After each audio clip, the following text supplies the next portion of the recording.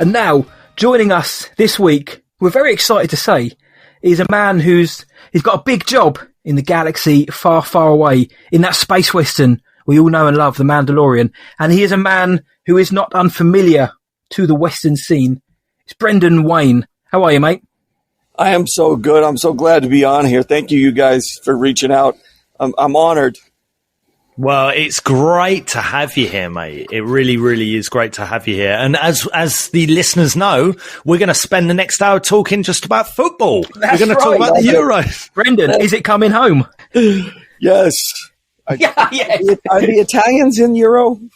Yes, they are.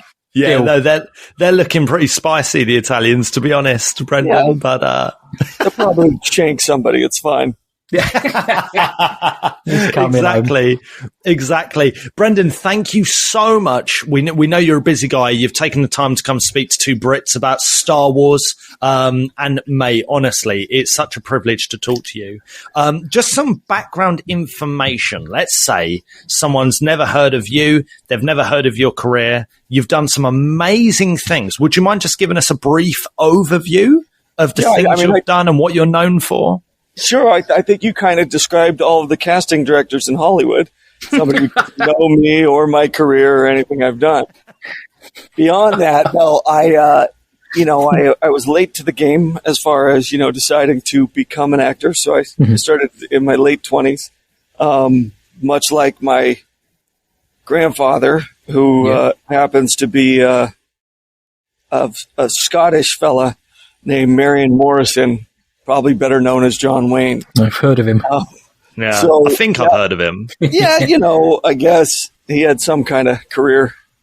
Yeah, he won an Oscar or so. He wore some hats. Yeah, I mean, rode some horses. More, but we will leave that to something else. Mm-hmm. So I kind of grew up. I was the last of 8 kids. My mom is his daughter. Yeah. So I grew up around the business, if not in it. On my dad's side, Gregory LaCava was a Academy Award nominated director. He did Primrose Path. My man Gottfried, back in the days when they switched from silent to talkie. So I grew up in the business, and I was out here in L.A., which is pretty much Hollywood as we think of it. And so I just I grew up, and then with the help of my wife, I booked my first job on Angel. And then I thought, man, my career is on fire. And then I didn't work again for 2 years. That's just the way. It's just Hollywood, isn't it? Oh yeah, I mean, it was just like you think, oh, here's my breakthrough, because you buy, and I know better. I know that there's never been an overnight success in the history of the business. There hasn't. But I was like, I'm good forever, and then that's not true. But then I just kept kind of, picking and working at it. And you find different things that you can be valuable at. And I think this goes with any, work that you do in the world. And you go, how do I make that a strength so I can, be more valuable? And so I just became, traditionally, I'm a physical guy. So I realized, hey, let's see if I can make that something. And it's worked out for me. I mean, I know that it says stuntman. I know that everything, however they label me. But I am not a stuntman. Those guys are on another level. Like what they do and what's asked of them, I can't claim any of it. I'm good physically. They're on another level. They are absolute masters. So just that's something that I always like to clear up, because what they do is what makes certain things just absolutely beautiful to watch.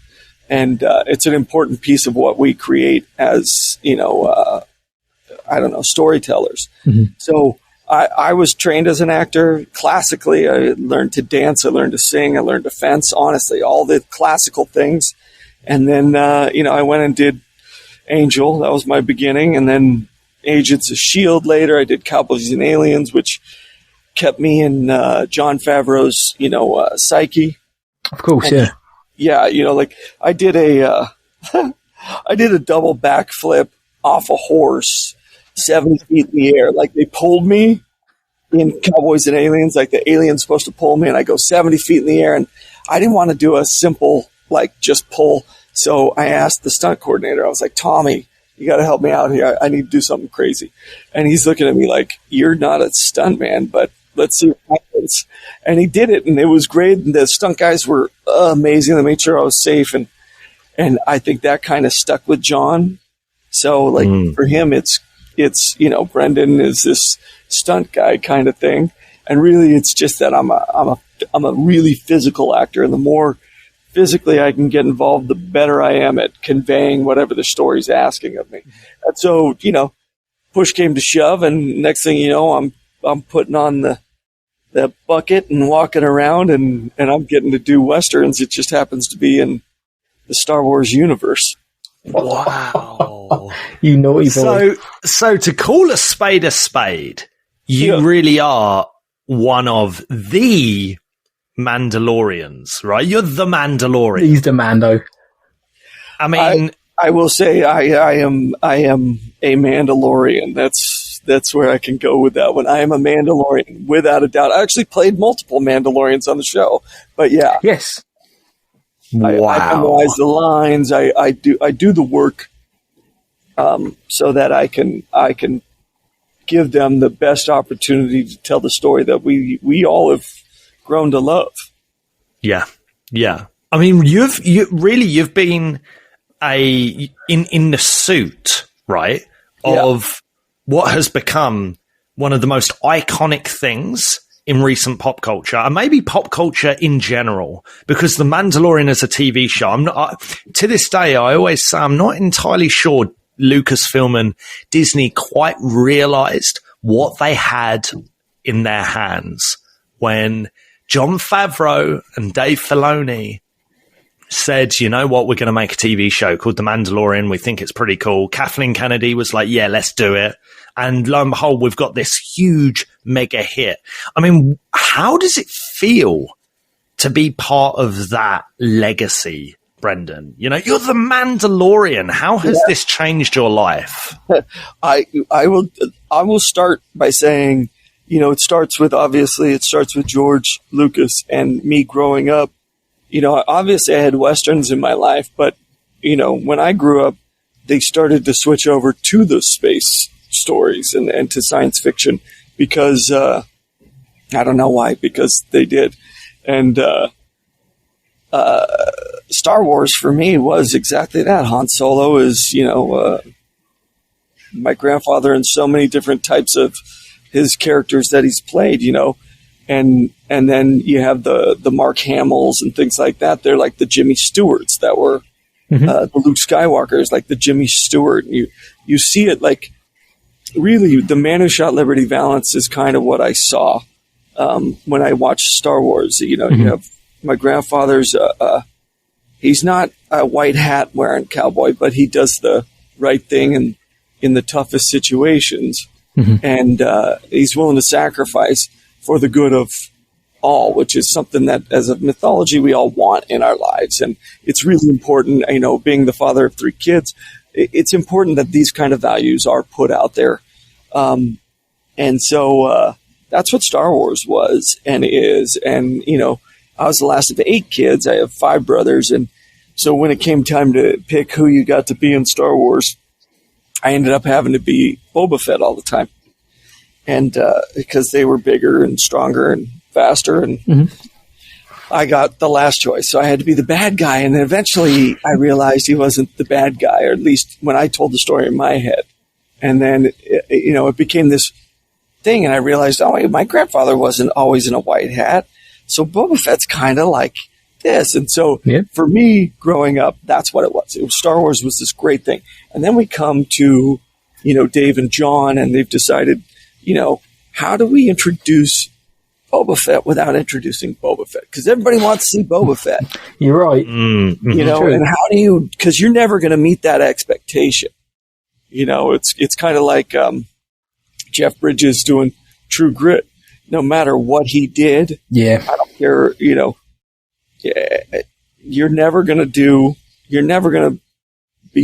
always going to be compared to John Wayne, and you're never going to be as good. That's the film he won his Oscar for, isn't it? True Grit. Exactly.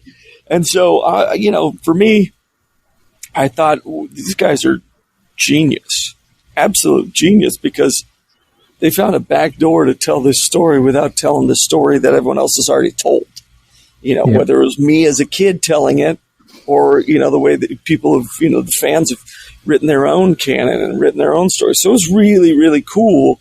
Beyond that, it's a dream come true.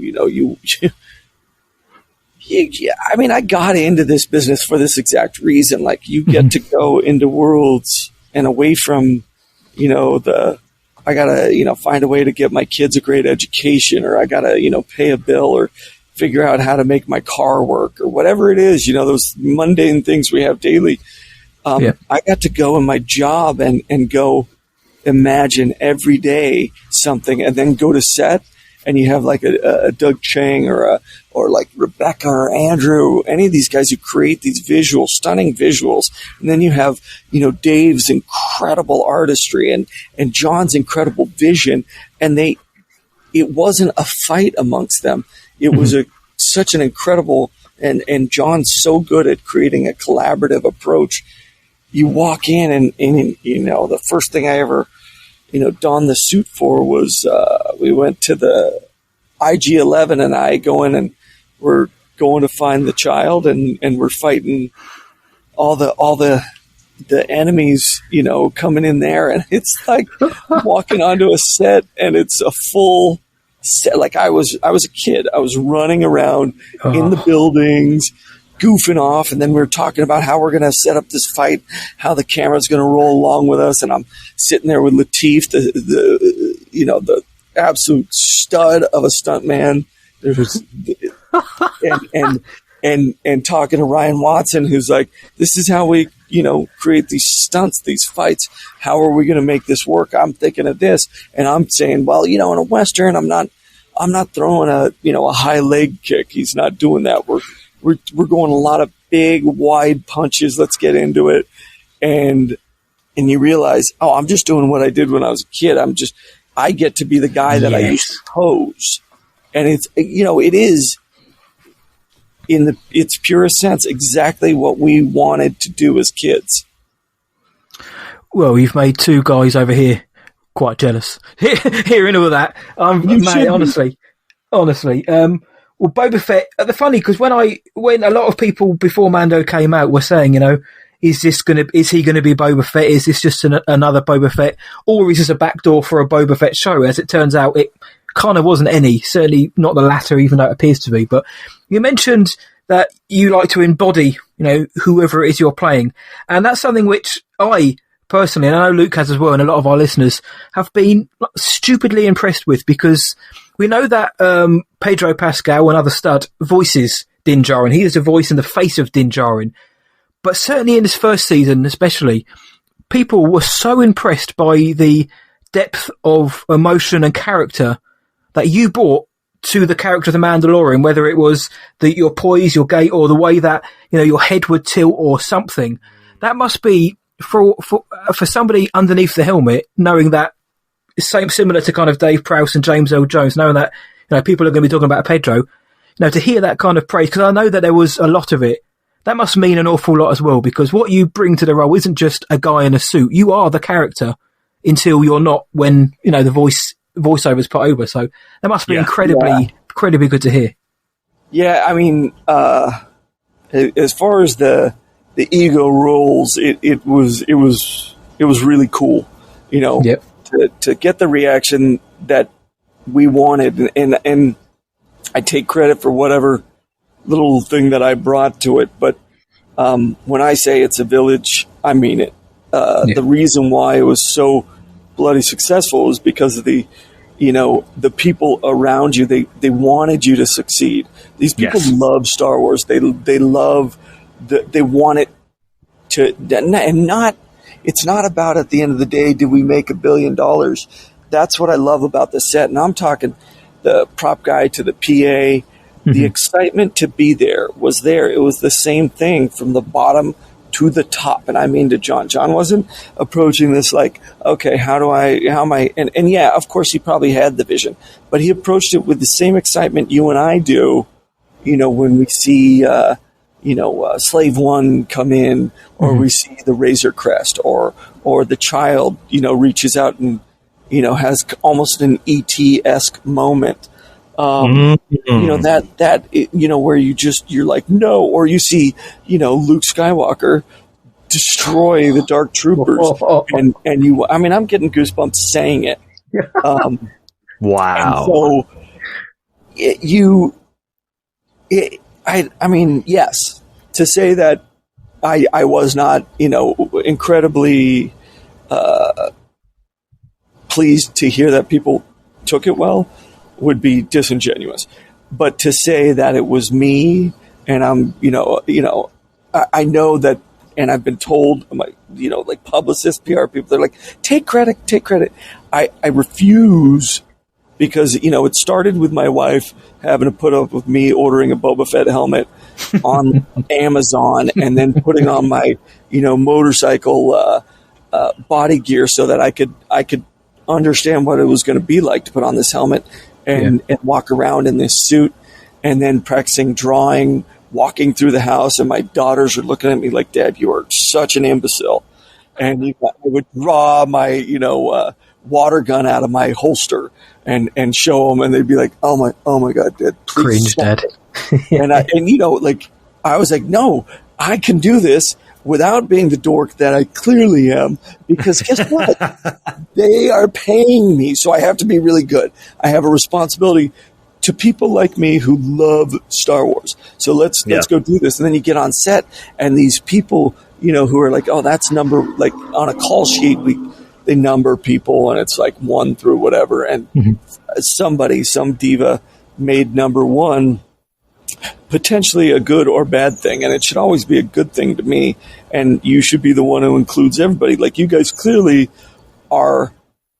Why Star Wars is so good is because I can show my kids the show and not feel like I have to shower afterwards or disseminate a bunch of little secrets that were thrown out there where you're like, how is this gonna affect my kids? This is the kind of stuff that we, not to be, some prude in the corner, I'm not, but time and place is really important, and that's what Star Wars is. It's that moment where we can all just sit down, take a deep breath, and know we're going to watch something that's not going to dirty us up. That's so true. Yeah. That is so true. And that is what George Lucas originally intended Star Wars to be like, right? He looked around at the state of cinema, and he said, you know what? I feel like there's no fairy tales right now. Yeah. I think there needs to be stuff for kids, the things that they can look up to, right? But think about the Westerns. I say this all the time, and I like Joseph Campbell, who's somebody that my acting coach, Nikolai Guzov, he really believed in a lot of these imageries because of his, mentor, George Donoff and Michael Chekhov, all these guys.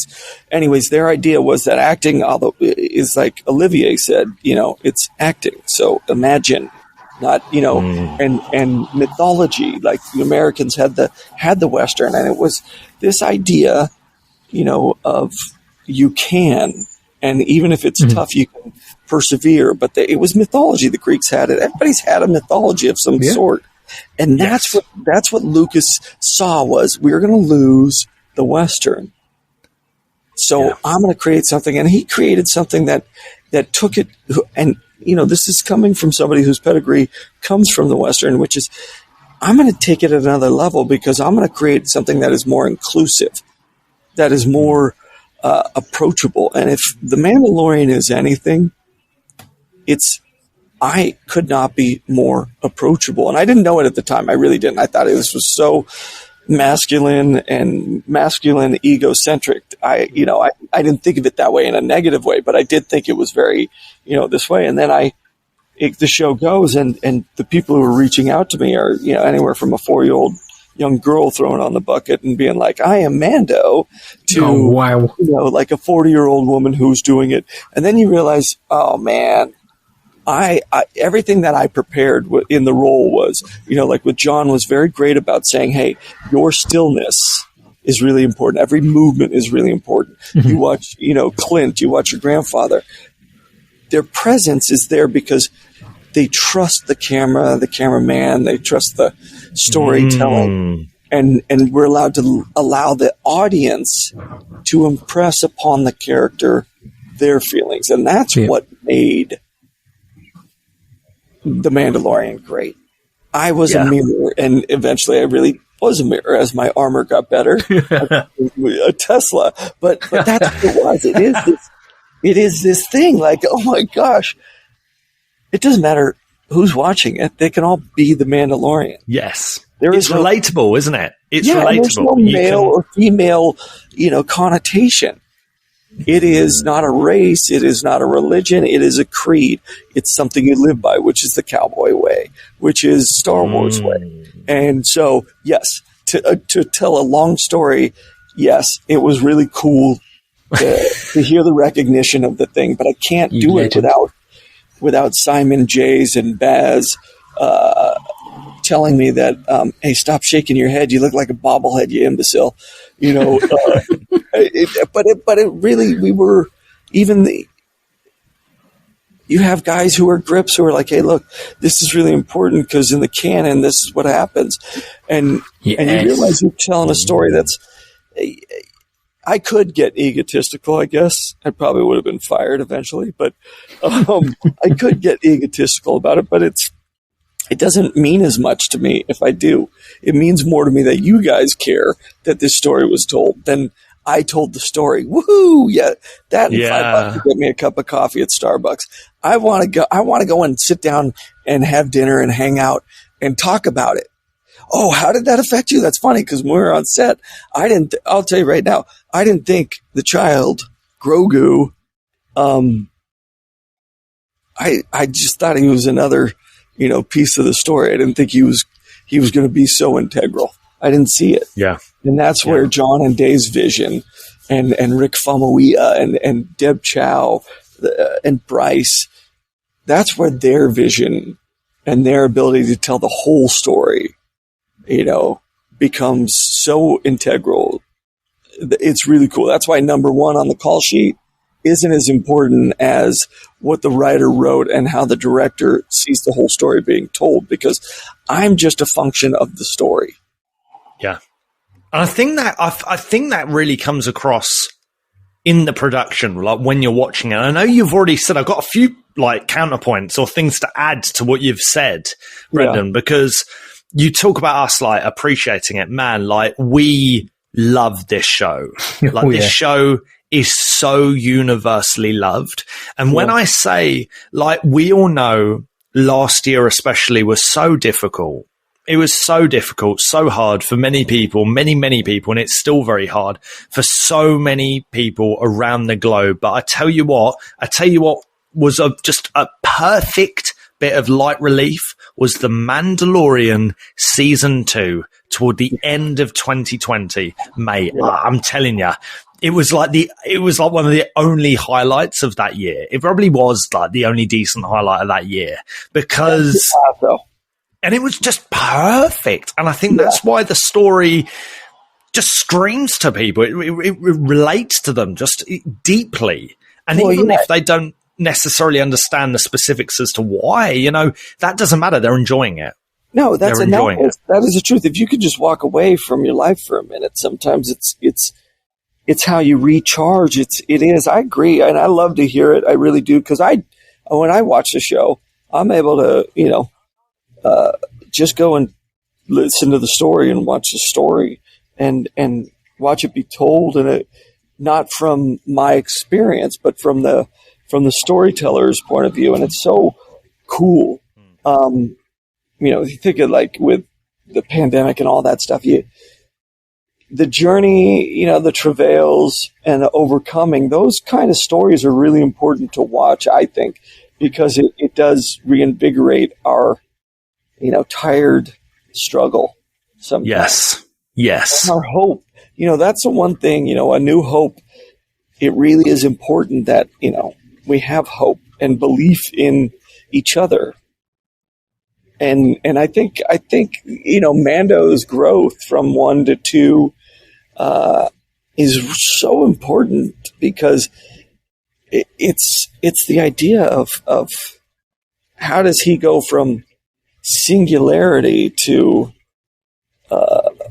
a community, and how does that affect him, and how does he still live and not judge and not overreact and not feel isolated in his growth. And watching it was really cool, and doing it was even cooler. But yeah, I agree with you. I see it. I feel it. I feel the same thing. Like you get to get away from the stress of it all. And that's what this was. Wow. I mean, Brendan, you've mentioned already like the presence of the Mandalorian, of Din Djarin.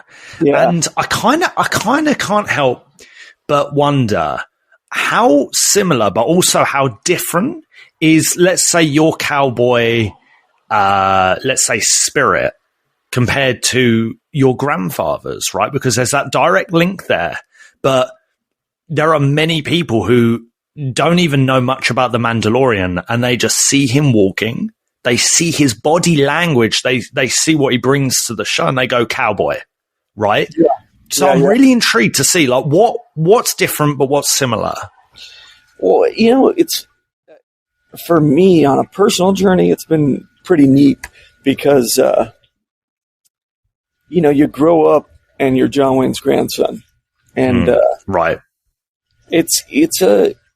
It's not a bad shadow to grow up in. I never had a bad day because my grandfather was John Wayne.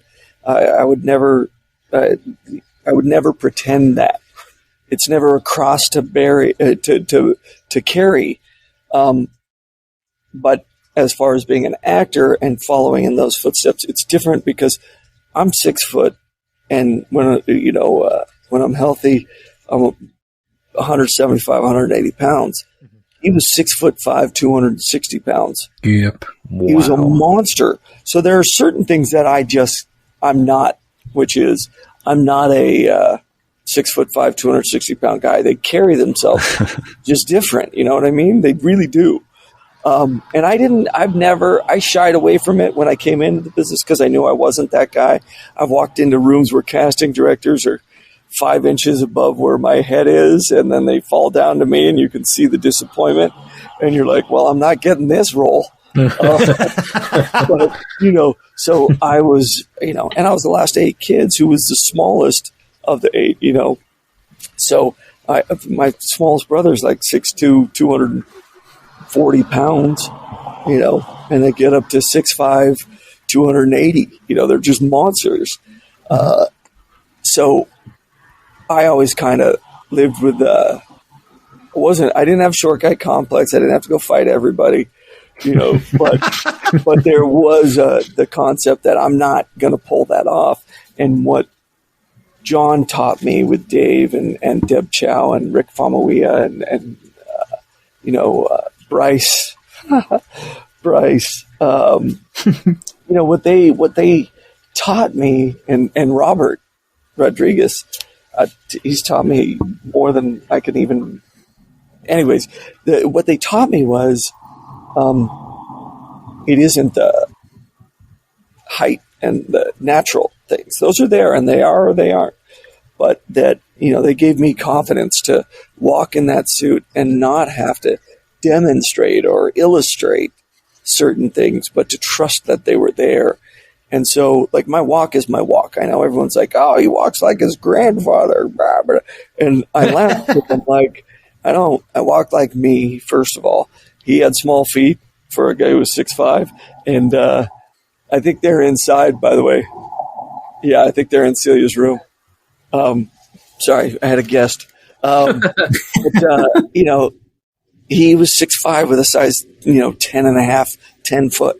I'm 6 foot with a size 10 foot. I have a pair of his boots that my mom had because she was 6 foot and could wear his boots. So there's these little things. I walk like him because we both had tight hips. And that's, there's this story about, he learned to walk that way. Okay.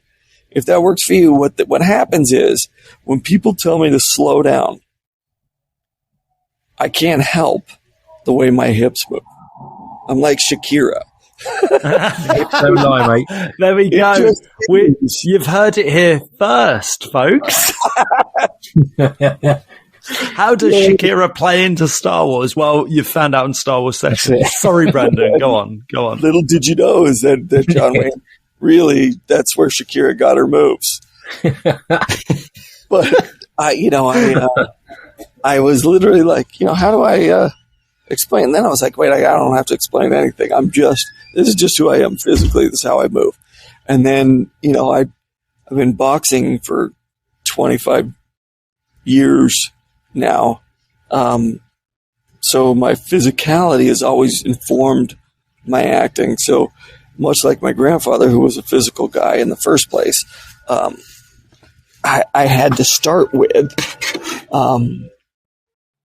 that. Like, I had to start with the physicality, and I realized, this is what my grandfather did. This is how he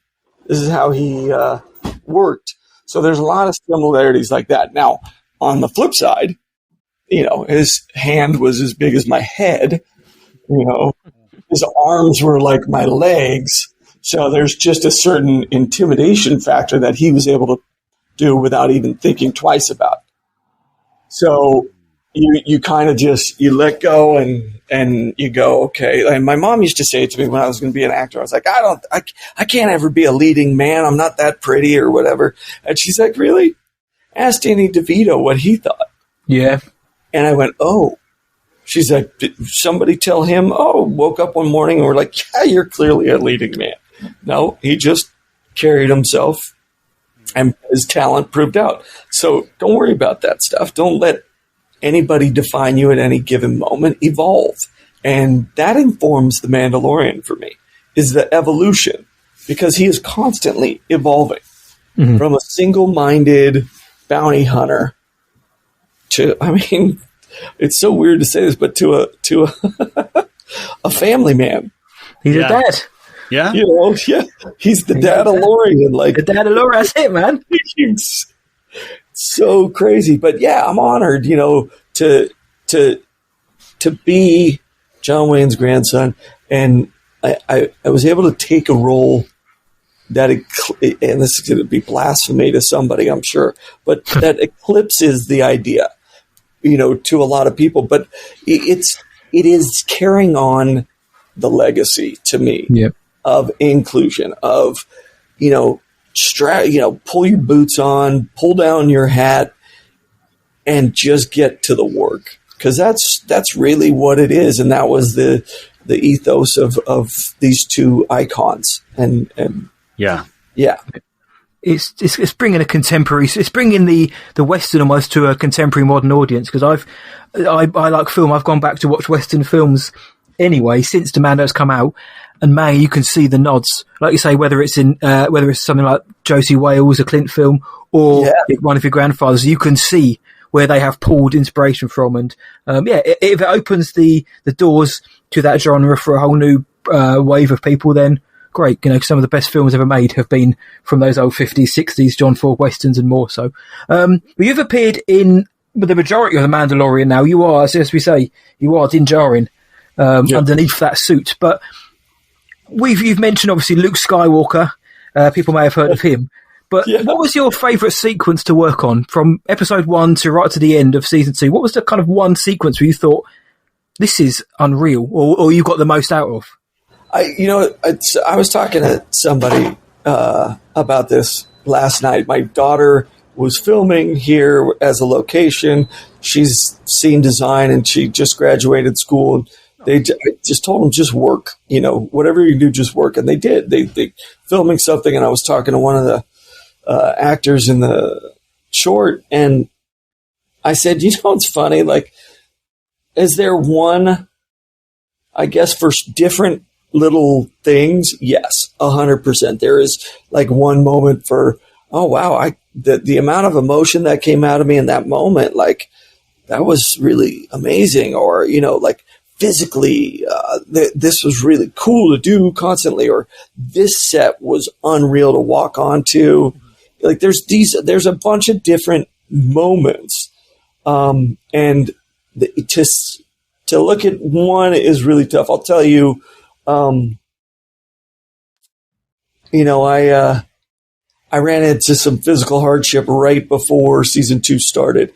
I had to spend 42 days in a hospital, had 4 surgeries, had part of an intestine removed, and I was down around 150 pounds. And I was in a hurry to get back on set because Timothy Oliphant was doing Cobb Vanth. And I just love his work, and so I wanted to work with him. It was a really, really important thing for me. Mind you, it was 42 days in a hospital. Thank God it was before COVID. I was so drugged up in there, like I couldn't mentally get with a lot of things. But once I got out, I kicked immediately any painkillers because I think they're terrible. So anyway, I get to set. I'm about 150 pounds. And I put on the suit, and it weighs every bit of it 60 pounds to me. But I'm not going to say anything to anybody. And it's not, somebody commented, it's like toxic masculinity, whatever. This was me overcoming at a moment of adversity. Yeah. And so the Mandalorian for me was this bridge to getting back to being strong in my heart and in my soul. And I was going back, and I was working with Peyton, and we were on the bridge, and Moff Gideon's been captured. Spoiler alert. And there was this moment that I thought, I'm okay. We're gonna get to the other side of this. I'm not gonna weigh 150 pounds for my whole life. And it was a really cool moment for me inside the suit. Now, other moments, meeting Carl Weathers. Oh, yes. I grew up with, obviously New Hope, Empire Strikes Back, but also Rocky. Yes. Yeah. And I don't want to limit, Carl to that role. I know it's iconic, but I understand the idea of being pigeonholed.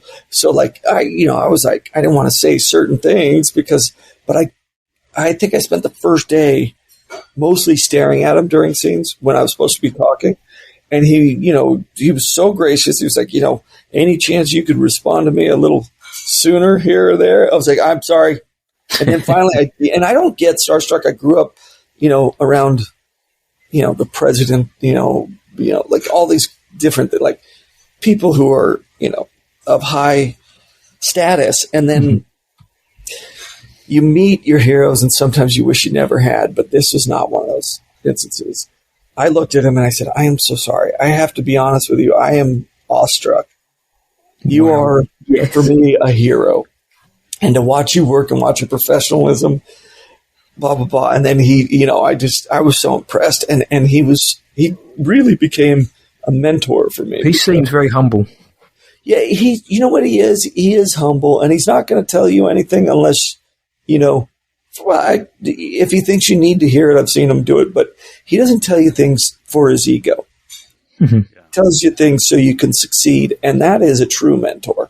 So he not only was a hero and somebody who I wanted to be like when I grew up, and still want to be like when I grow up. He was just a really cool guy who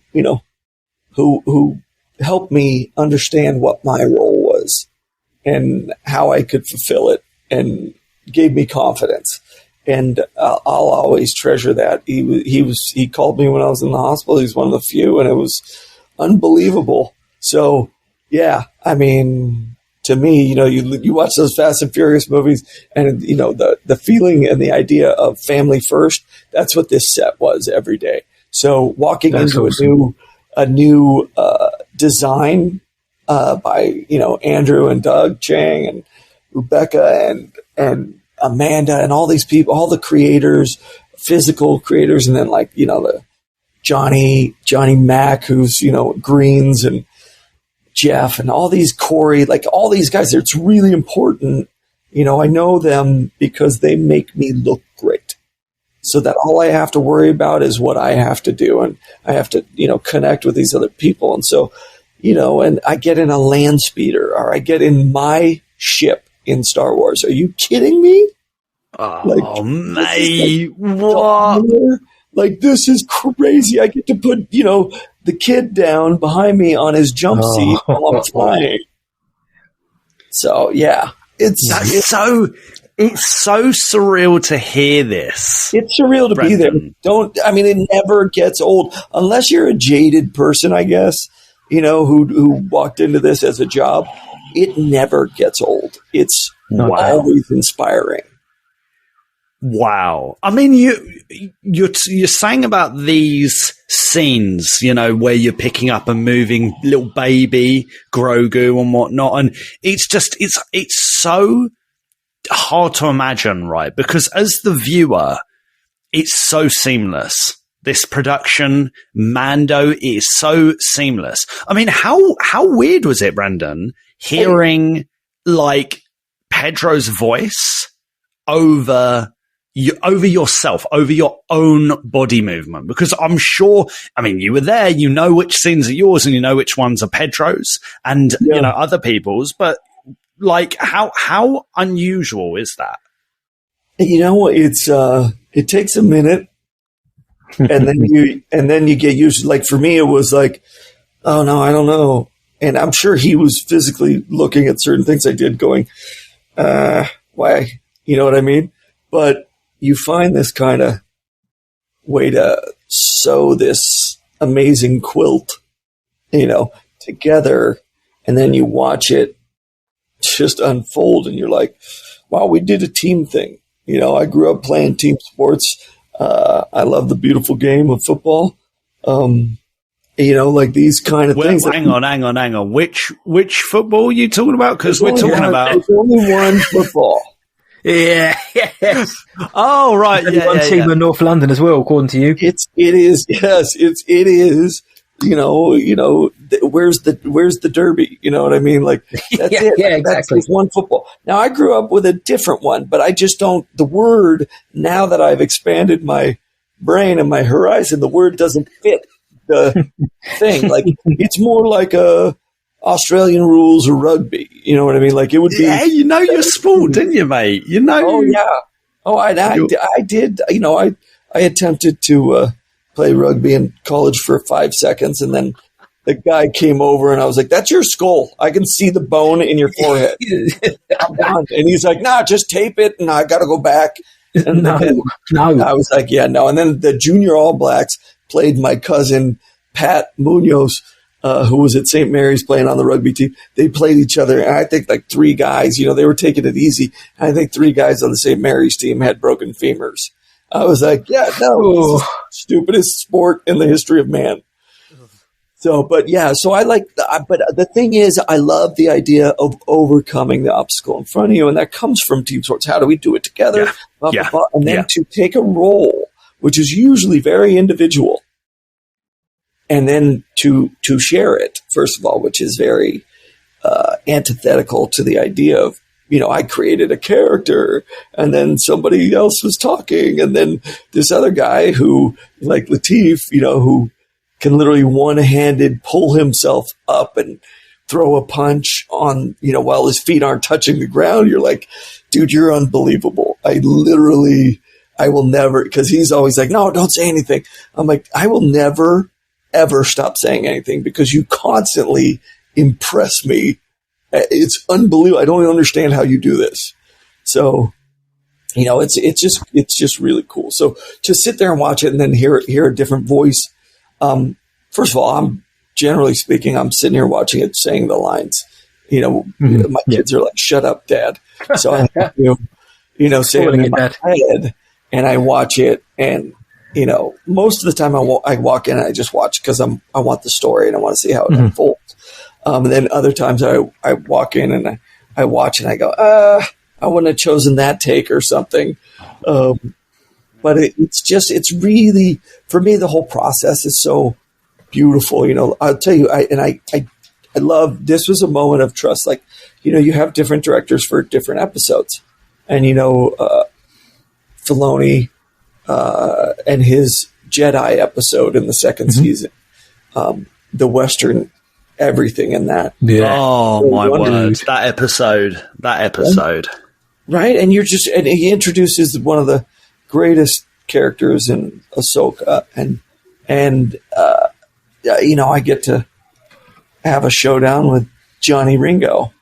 Yes, like you can't. I couldn't have said it. I couldn't have scripted this. These moments. So yeah, to go back to your previous point, yeah, there are moments where you're like, oh, I'm going to draw down with Johnny Ringo. Right. And here we go. And, and then there's, like John, and his episode, and you're walking in and you're looking at this graffiti and it's, I'm walking in stuff that matters. You know what I mean? Like I'm walking in and he wants this nice, same kind of stroll as when I was on the Ice Planet, walking in and going into the bar.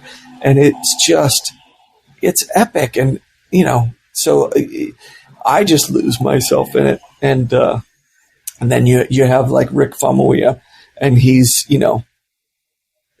punished, Lateef by having him pulled with what they call a ratchet in the mud. And then there's me who's getting mud thrown on him and then jumping and doing flatbacks, where they have to throw this mud on you and you're freezing and you just want the day to end. And you look at him and he's like, I want you to get on one knee, pull your vibro blade and just kind of hold it out in front of you as this mud horn's coming at you. And I literally looked at him and I was like, this is going to be terrible. This is so melodramatic. Well, and he looks at me and he's like, he is the most like cool customer you've ever seen. Like, he's just cool. Like, I don't know how else to describe Rick other than just cool. And, and he takes in everything you say. He never says no to you. He's like, okay, add this. Like, he watches you do this. So, there's this moment. He goes, trust me, this is going to be a beautiful moment. And that moment for me, not just as, like the story was told, but for me as an actor, trusting somebody else's vision in the moment when I disagreed with it was so cool to see its fruition. And I went, oh my God, you're right. This is epic. This one moment. And then, the child, does his little deal and then eventually it becomes my signet. It's just like just really, really, really, really cool. Damn. Honestly, just hearing it, I'm sitting there smiling, remembering the scenes and obviously how it leads to the Mudhorn becoming the signet and you becoming a clan of two. And listen, Brendan, this is what I've got to ask you. You're great in the suit, really good. Props to you, brilliant. Now, on to the important stuff. Baby, Grogu. What was it like to work with Baby? Because obviously little Grogu's gone on to become a thing that sort of transcends life and reality. People love Baby Yoda, and we know the effort that went into bringing him to life. Because for the most part, but little Baby is on set there with you. What was it like for you? Because again, I know we hark back to it, and me especially sound like a broken record. You're the one you are interacting with Grogu when you're on set. How was that? Because obviously, certainly the second season, that Grogu fever's taken over, but what was it like working with this animatronic that looked so lifelike, and then obviously seeing what he's become and your character's relationship with Grogu? I mean, what was it like, going on set working with, an animatronic and, both of you two getting the best out of each other, if I could say so? Well, you know what? I'll tell you what. It was easy in a sense, and the reason why it was easy is because the guys at Legacy, John over there, and really the guys that worked with Daily, which is guys and girls, I should say, but between Mike Manziel and Trevor Hensley and Tamara Carlson and Don Dinger, like those four first season, they were the Legacy crew. They were the people that brought. For me, it was, Baby Yoda first season. I knew nothing about what his name was going to be or anything. So for me, it was, Baby Yoda, and we'd make jokes. And because I had such they were just amazing people, between Trevor and Mike and Don and Tam, like it was unbelievable and so fortunate for me to be able to know them as people. So when, Baby Yoda was being used, it was an extension of them and their humanity for me. Mm-hmm. And so the connection to it wasn't to an animatronic, although you wouldn't know it was an animatronic when you were working with it, because they were so seamless as creators that it was unbelievable watching, him walk when I go into the bar and meet Cara Dune for the first time. These kind of things are so overlooked, but you got a guy who's 6'3" walking behind a 2 foot tall Baby Yoda, and he's just so good. And they were so good that I didn't think about Mike trying to fit in the Razor Crest, laying down on the ground, trying to grab the knob from me so we could have this, what eventually became this incredible kind of piece of emotion, connection to the audience, to Baby Yoda and Mando, like this thing. And because they're so good and they are so thoughtful in their creations, they created the suit that I wear to, Baby Yoda, and you're blown away, because when professional word comes out, these guys are the epitome of everything. So it was seamless. Did I think that Baby Yoda was going to be much? No, I did not. Everyone else obviously understood what it was going to become, but I didn't think. I thought, whatever. He's a prop in the storytelling. Mm-hmm. Mando, and then you go and watch the show, and you knew after the first time I meet him, I was like, oh crap, this is the Baby Yoda show. Yes, he's just so good, isn't it?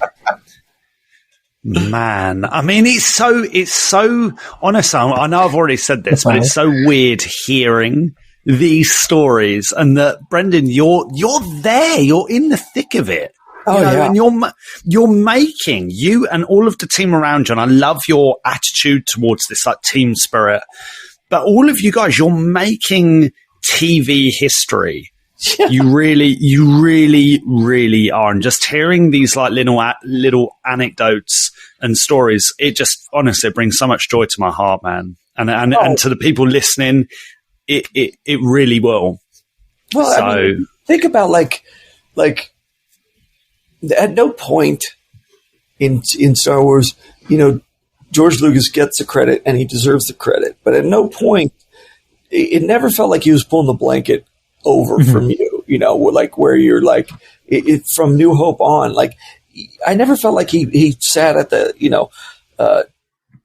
prosecutor's table and was banging his hand against it, demanding attention.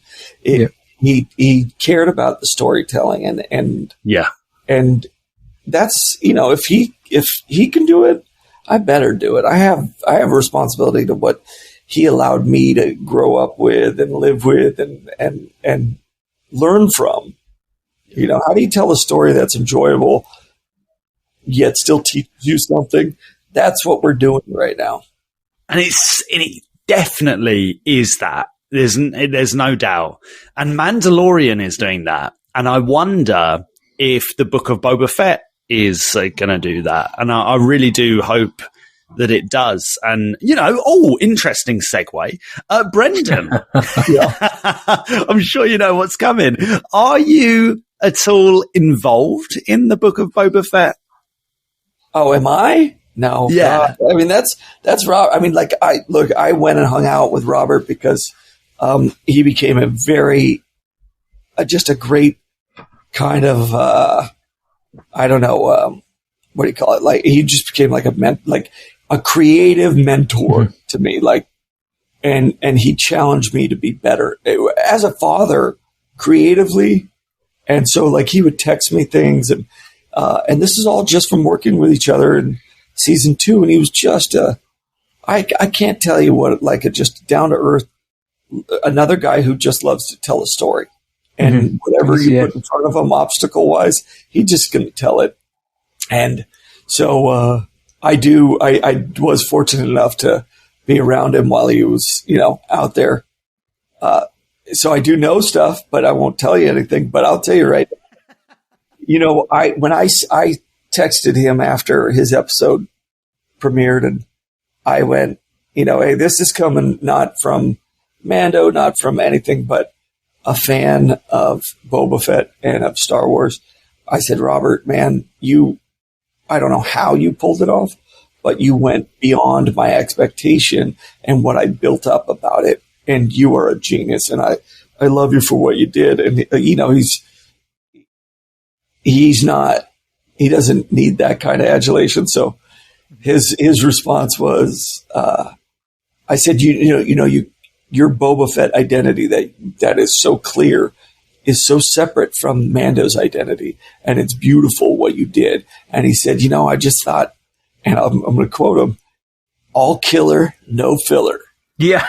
And that's, I think, what we as an audience, I think, are going to get from the Book of Boba Fett. A lot more of that kind of feel to it, where he gets even grittier than Mando did.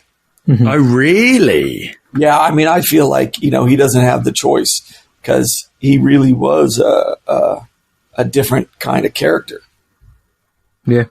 With Robert Rodriguez, if you're going to get anyone to tell a gritty character-based story, Rodriguez is his first film he made for $7,000, El Mariachi. He went on to do the Mexico trilogy, and look where he is now. He's a man who knows how to wring every single bit of storytelling out. I'm sure the Book of Boba Fett has got a bigger budget than El Mariachi did, of course. But so that's Book of Boba Fett. Pedro came out recently. Pedro Pascal, you may have heard of him. He said on that Variety chat with Ewan McGregor that they haven't started filming Mando season 3 yet, and I think it came as a surprise to a few people, and a few people thought, "Oh no, Mando's in trouble." When between us three, it ain't. But is there anything any light you can shed on season 3? When's it going to start? Filming, and do you feel like, obviously you can't tell us what happens, but do you think it's going to be bigger, more story driven? Where do you think it's going to go? Well, I mean, I think we've introduced the world which Mando exists now. Not that there aren't going to be new things, I'm sure, but I think we've established the planet that we live within, not just one, but I just mean or our solar system, I guess would be better. So in that, I think there's going to be a lot less introductions and a lot more, going back towards the first season of, delving deeper into the character and things like that. I think now, have I read one script? No. Have I heard some things? Sure. So I'm guessing, but I can tell you this: if anybody's going to be able to continue telling a story, it's John, and keep raising the stakes. It's John. I couldn't be happier to see somebody, stepping in, because, he didn't come in. The great thing about John, and in Hollywood, you run into egos all the time, but the great thing about John is wherever his ego lies, it doesn't overwhelm his ability to surround himself with people, present company excluded, with people who are absolutely at the pinnacle of what they do. He didn't hesitate to go to Dave Filoni and learn. Yeah. And their relationship is so cool to see. It's like, brothers, and they're trying to, Dave's trying to find his way in live action, and John's trying to find his way inside, this really, Star Wars is the ideal storytelling for us, our generation, John, Dave. So, it's daunting if you're not willing to learn. And that's if John teaches anything, it's teach me. And if the top guy's willing to learn, then everyone else below him should be as well. And he doesn't care who he learns from. He really doesn't. I said to him at the end of season 2, I said, I don't come up and talk to you a lot. I hope you don't think I'm being arrogant. I just see so many people at your, coattails that I figure the best thing I can do to you is leave you alone. And you can see, you know, like he got it, you know, because I got a little nervous. I was like, I hope he doesn't think I'm some arrogant jerk who doesn't come up. You know, I just let him tell his story. And when he comes and he has something to offer me, I let him offer it, you know, like, because he's never steered me wrong. Clearly, you guys like the show. I like the show, you know, so it's very cool. So, yeah, I can't wait till season 3 starts. I think it's going to be absolutely, it's always exciting. I mean, I think you guys would get, like, you walk onto that set, I don't care. It's new every time. There's something new. I got in a land speeder. I'll never forget it. I'm sitting next to Horatio Signs. And I'm in a freaking land. That's all I ever wanted was a land speeder. My brother got that. We'd love to come on set. We would be like kids on that set, just like you, dude.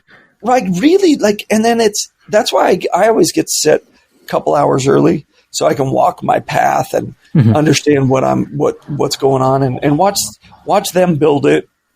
Do the last touches and those kind of things. But I need to know what I'm walking into because, you know, they present such a rich environment that as far as acting goes, I just have to do my job. I have to connect to the people in the scene or to the moment that's laid out in front of me if there's nobody there and carry that. And they make it so simple for me.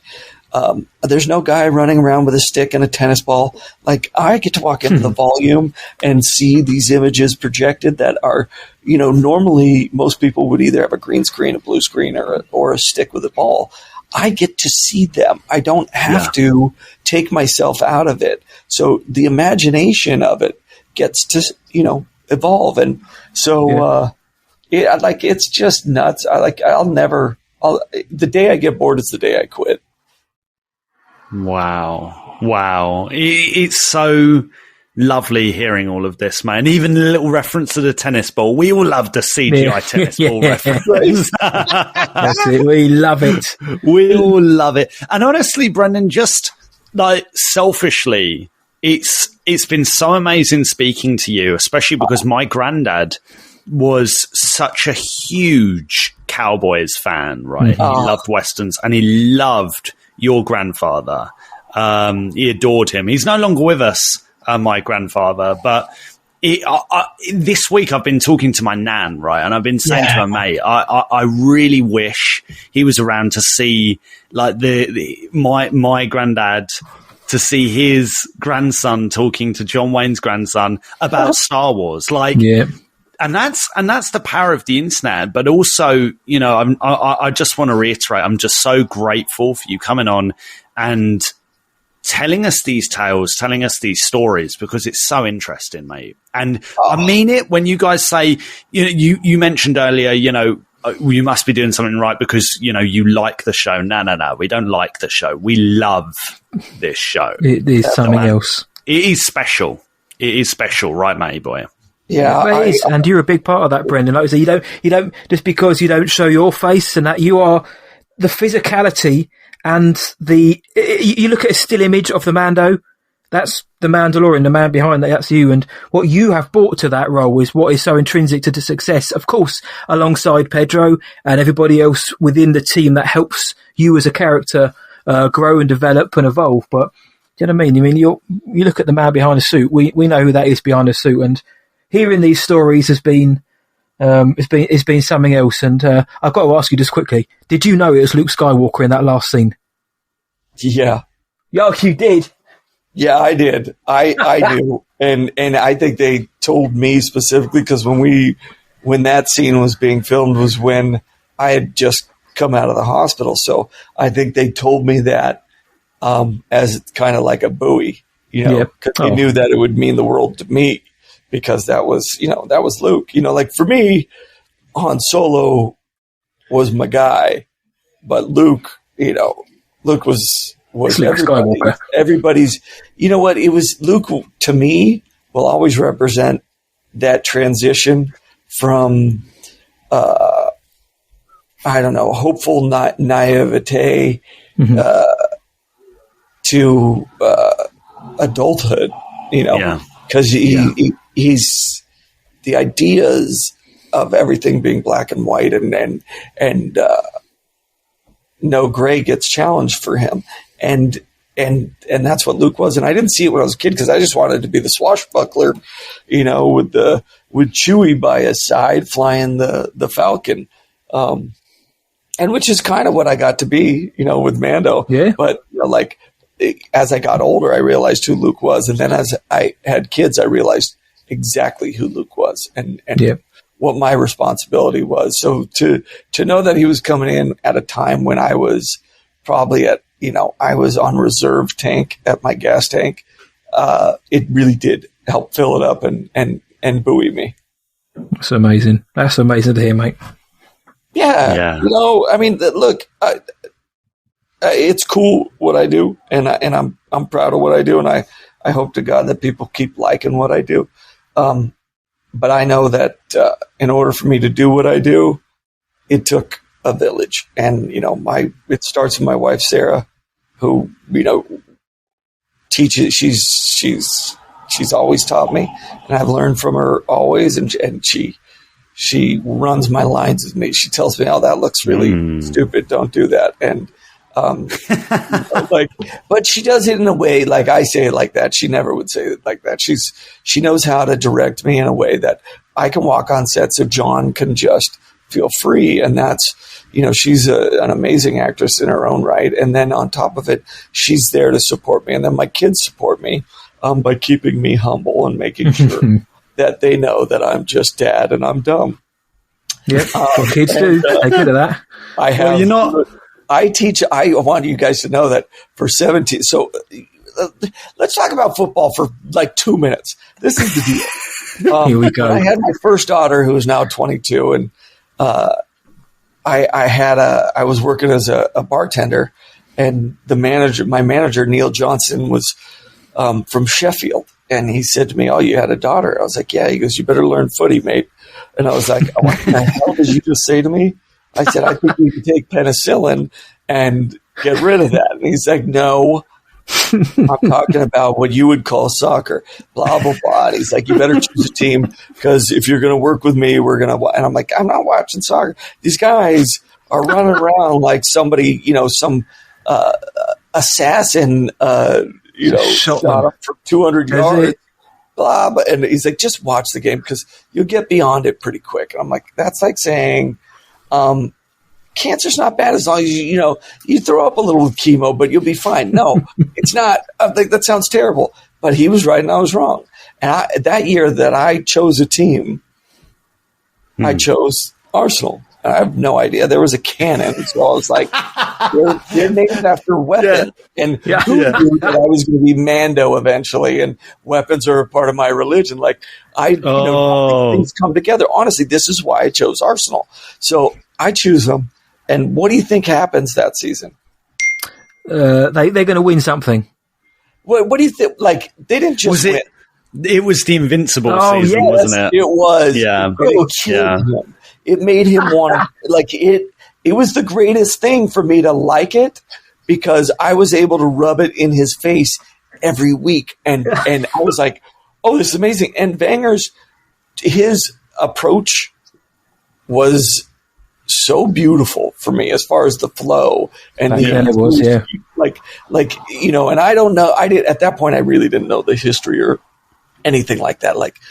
So to watch that. So then, he was preparing me of having a daughter because he had rightfully thought get her in a team sport, and then I realized that my own thought process was I want my daughter to be daughter or daughters, whatever. I ended up having 3. I wanted them not to grow up individualizing themselves, comparing themselves to other women. So how do you do that? Because we're media wise, we're driven towards this. For women, it's always to compare and then cattiness, all that stuff. Anyways, team sports. Why do guys? Yeah. Why does it work? Why are guys so easily brought together? It's through sports, right? It's not through tennis because it's individual, and there's nothing wrong with tennis. It's just not the effect I want.